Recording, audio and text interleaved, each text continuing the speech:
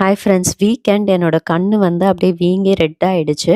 டென்மார்க்ல prescription இல்லாம மருந்தே தரமாட்டாங்க. அண்ட் வீக்கெண்ட் வந்து உங்களுக்கு உடம்பு முடியலன்னா எவ்வளோ கஷ்டம் மருந்து வாங்குறது தான் இன்னைக்கு வீடியோல வந்து காமிக்க போறேன். உடனே கமெண்ட் செக்ஷன்ல நீ எதுக்கு டென்மார்க்ல இருக்க? கிளம்பி இந்தியாவுக்கு வந்துர வேண்டியதானன்னு பண்ணாதீங்க. என்னோட வீடியோஸ்ல ஜென்ரலா நிறைய டென்மார்க் பத்தி பாசிட்டிவான விஷயம் வந்து காமிச்சிருக்கேன். ஆனா இங்க வந்து உண்மையிலேயே ஒரு சில ஸ்ட்ரகிள்ஸும் இருக்கு. அதையும் வந்து நான் காமிக்கணும்னு நினைச்சேன். அதனால தான் இந்த வீடியோ. வீக்கெண்ட் வந்து நம்மளுக்கு உடம்பு சரியில்லைன்னா எமர்ஜென்சிக்கு தான் கால் பண்ணோம். 1 1/2 மணி நேரம் வந்து கால்ல வெயிட் பண்ணி அதுக்கப்புறம் ஒரு வழியா 5:30 மணிக்கு வந்து அப்பாயின்ட்மெண்ட் கிடைச்சது. 4:30 மணிக்கு நான் வீட்லேருந்து கிளம்புனேன். வெளிய பாருங்க 4:30 மணிக்கு எவ்வளோ இருட்டா இருக்கு. நல்ல குளிர் வேற மைனஸ்ல இருந்தது. அன்னைக்கு வந்து எனக்கு டைம் வந்து சுத்தமா சரியில்ல. ட்ரெயின வேற மிஸ் பண்ணிட்டேன். அதனால குளூர்ல திரும்ப 10 நிமிஷம் நிக்கிற மாரி ஆயிடுச்சு. ட்ரெயின் ஏறி அதுக்கப்புறம் திரும்ப ஒரு பஸ்ல வந்து போனோம். ட்ரெயின்லேருந்து இறங்கிட்டேன். தரையெல்லாம் எவ்வளோ வெட்டா இருக்கு பாருங்க. ஏன்னா இப்பதான் ஸ்னோ வந்து மெல்ட் ஆயிருந்தது. அதனால தான் இன்னைக்கு வந்து குளிர் வந்து கொஞ்சம் ஜாஸ்தியா இருந்தது.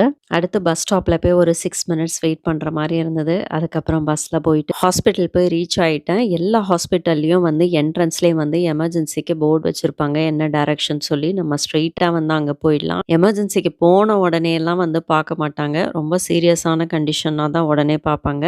இல்லன்னா அங்கேயும் போய் நம்ம ரொம்ப நேரம் வெயிட் பண்ணோம். 1 1/2 மணி நேரம் வெயிட் பண்ணாங்க. அதுக்கப்புறம் ஒரு 7 மணிக்கு டாக்டர் வந்து என்ன கூப்பிட்டாங்க. டாக்டர் வந்து கண்ண பிடிச்சு லைட்டா பிரஸ் பண்ணா தான் என் கண்ணு இன்னும் வீங்கி நல்லா ரெட் ஆயிடுச்சு. இவ்ளோ பெரிய ஹாஸ்பிட்டலுங்க. ஆனா மருந்து இங்க எதுவுமே கிடையாது. நீ போய் அப்போதேக்ல தான் வாங்கணும் அப்படின்னு சொல்லிட்டாங்க. எல்லா அப்போதேக்கும் வீக்கெண்ட் வந்து பார்த்தீங்கன்னா 5 மணிக்கெல்லாம் வந்து க்ளோஸ் பண்ணிருவாங்க. 24 ஹவர்ஸ் அப்போதேக் தான் வந்து தேடி போனோம். என்னோட ஆஃபீஸ் ஏரியா பக்கத்துல ஒரு 24 ஹவர்ஸ் அப்போதேக் இருக்கு. தெரியாத ஏரியா போறதுக்கு அங்க போயிடலான்னு சொல்லிட்டு கிளம்பிட்டேன். திரும்ப பஸ் எடுத்து இங்கேருந்து ஒரு 40 மினிட்ஸ் திரும்ப ட்ராவல். இது வந்து கோப்பன்ஹேகன் சென்ட்ரல் ஏரியா பக்கத்துல வரும். ஸ்டெனோ அப்போதேக்ன்னு. இந்த ஏரியா வந்து நைட் டைம் ரொம்ப லைவ்லியா இருக்கும். இங்க வந்து நெறைய பார், ரெஸ்டாரண்ட்ஸ் எல்லாமே இருக்கும். இந்த ஐரிஷ் பப் வந்து ரொம்ப பாப்புலர். எனக்கு வந்து ரொம்ப ஆசை இந்த பப் உள்ள போய் என்னதான் இருக்குன்னு பார்க்கணும்னு. ஆனா நான் வந்து பியர் கூட குடிக்க மாட்டேன். அதனால என்னால இந்த பப் உள்ள சேர்த்துப்பாங்களான்னே தெரியல. இது வந்து திவோலி வேர்ல்டோட 2ண்ட் ஓல்டஸ்ட் அம்யூஸ்மென்ட் பார்க். ஸ்டெனோ அப்போதைக்கு வந்து ரீச் ஆயிட்டேன். ஒரு சின்ன டியூப் வந்து கிரீம் குடுத்தாங்க. ஐ டிராப்ஸ் குடுக்கல. அது வந்து 160 குரோனர். அதுக்கப்புறம் திரும்ப வந்து சென்ட்ரல் ஸ்டேஷன் போலான்னு சொல்லி கிளம்ப ஆரம்பிச்சேன்.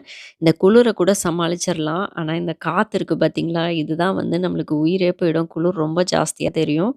சென்ட்ரல் ஸ்டேஷன் போனா அன்னைக்கு பார்த்து ட்ரெயின் எல்லாம் வந்து ஏகப்பட்ட கேன்சலேஷன். 30 நிமிஷத்துக்கு ஒரு தடவ தான் ட்ரெயினு. லக்கிலி நான் வந்து ரொம்ப நேரம்லாம் வெயிட் பண்ணல. ஜஸ்ட் ஒரு 8 மினிட்ஸ் தான் வெயிட் பண்ணேன். ட்ரெயின் வந்துருச்சு. வீட்டுக்கு வரும்போது 9:15 பக்கத்துல ஆயிடுச்சு. இந்த கிரீம வந்து கண்ல போட்டதுதான் அப்படியே கண்லருந்து அவ்ளோ தண்ணி கொட்ட ஆரம்பிச்சிருச்சு. இங்க வந்து ரொம்ப பேசிக்கான மெடிசன் மட்டும் தான் பிரிஸ்கிரிப்ஷன் இல்லாம வாங்க முடியும்.